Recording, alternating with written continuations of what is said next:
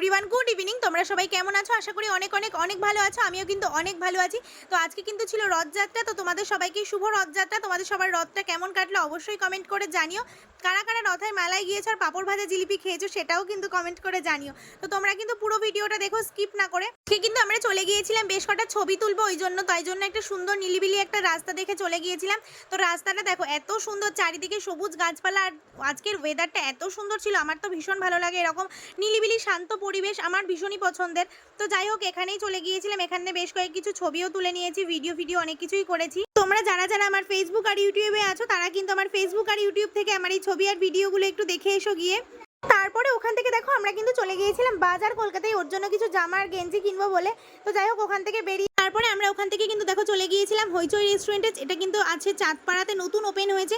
আমরা এর আগেও একদিন এসেছিলাম, কিন্তু দুর্ভাগ্যবশত সেদিনকে কিন্তু এই রেস্টুরেন্টটা বন্ধ ছিল। তো কি আর করা যাবে, আমি কিন্তু গোবরডাঙ্গার এটার মেন ব্রাঞ্চ যেটা আছে সেটাতে কিন্তু বহুবার গিয়েছি, আর এদের খাবারের টেস্ট আর কোয়ালিটিটা এত সুন্দর। তো তোমরা যারা যারা চাঁদপাড়া আর গোবরডাঙ্গার আশেপাশে আছো তারা কিন্তু অবশ্যই এই হইচই রেস্টুরেন্টটা ভিজিট করো আর খাবারগুলোও টেস্ট করে দেখো। আমি তোমাদেরকে কথা দিচ্ছি, তোমরা নিরাশ হবে না, অসম্ভব সুন্দর খেতে এই খাবারগুলো। যাই হোক, আমরা দেখো এত সুন্দর একটা ওয়েদার ছিল, আর আমরা এরকম উপরে একদম জানলার ধারে বসেছি, যেতে বাইরের ভিউটাও পুরোটা দেখা যাচ্ছিল। তো যাই হোক, আমি এখান থেকে মেনু কার্ডটা দেখে নিয়েছিলাম।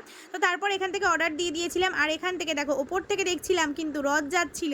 তো যাই হোক, এই ভিউটা দেখতে তো আরও অসাধারণ লাগছিল, যে ওপরে বসে এরকম রথ দেখার একটা মজাই আলাদা। তো যাই হোক, এখন তো আর রথের মেলায় যাওয়াও হয় না বা রথ টানাও হয় না। আগেকার দিনে আমরা যখন ছোট ছিলাম তখন কিন্তু আমরা ছোটোবেলায় ছোটো ছোটো রথ কিনে নিয়ে এসে সেগুলো সাজাতাম, আর সেগুলো হচ্ছে সবাই মিলে পুজো করতাম এই 7 দিন ধরে। তো তখনকার দিনের মজাটাই আলাদা ছিল।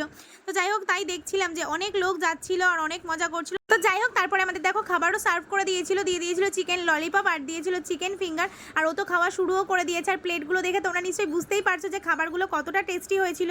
তো যাই হোক বন্ধুরা, এটা কিন্তু ছিল স্ন্যাক্স আইটেম। এরপরে কিন্তু মেন কোর্সের খাবার এখনও বাকি রয়েছে। তো ও আমাকে বলেছিল 2 প্লেট অর্ডার করার জন্য। তো আমি বললাম না, একটাই অর্ডার কর, একটাতেই হয়ে যাবে, যদি পরে লাগে তাহলে পরে অর্ডার করে নেব।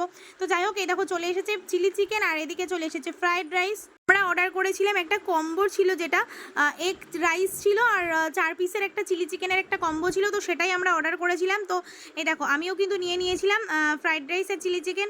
উফ, কি যে দারুণ লাগছে, এখনও মনে হচ্ছে জিভে জল চলে আসে, এত টেস্টি হয়েছিল খেতে। যারা যারা আমার মতো বিরিয়ানি থেকেও ফ্রাইড রাইস চিলি চিকেন খেতে অনেক বেশি পছন্দ করো তারা কিন্তু অবশ্যই আমাকে কমেন্ট করে জানিও। তো যাই হোক, আমরা এখান থেকে খাওয়া দাওয়া কিন্তু অলমোস্ট শেষ হয়ে গিয়েছে। তারপরে এখান থেকে আমরা বেরিয়ে যাব এখন।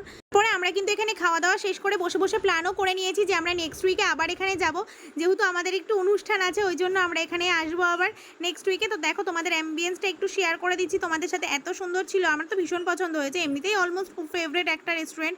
তো যাই হোক, ওখান থেকে কিন্তু খাওয়া দাওয়া শেষ করে আর বেরিয়ে গিয়েছি। আর এই দেখো, ও কিন্তু বাইক নিয়ে একটু ক্যালমা মারছিল, তাই আমাকে বলছিল একটু ভিডিও করে দিতে। তো যাই হোক, আমরা কিন্তু আসার পরে দেখো রাস্তায় অনেক ছোট ছোট রথ দেখতে পাচ্ছিলাম।